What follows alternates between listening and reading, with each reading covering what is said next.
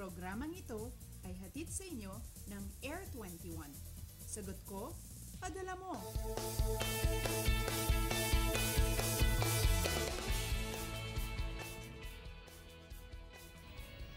Magandang umaga, Pilipinas. Let's start the morning right at alamin ang lagay ng panahon ngayong araw. Tutok lamang sa ating programa mula sa Pag-asa Weather and Flood Forecasting Center kasama ang inyong weather girl April Enario ngayong Martes, March 10, 2015. Simulan po natin ang ating programa sa ating astronomical events. Ngayong Martes, sisikat po si Haring Araw 6:08 ng umaga at lulubog naman 5 minuto makalipas ang alas 6 ng gabi.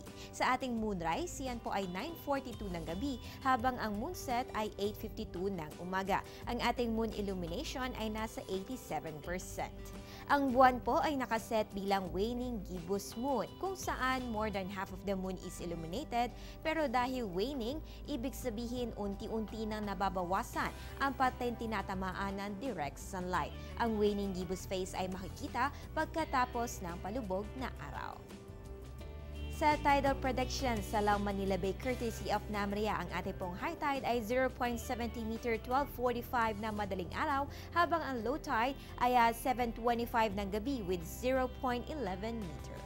Sa usaping pangkalusugan ngayong umaga, sisimulan na po natin mag-share ng mga common diseases tuwing tag-init. And this morning, pag-uusapan po natin ang prickly heat o bungang araw.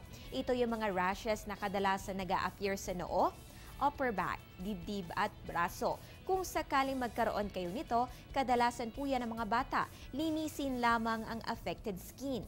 Pahira ng cornstarch o baking soda powder. O kaya naman ay kumonsulta sa inyong doktor. Pero syempre, prevention is better than the cure. So take a bath every day.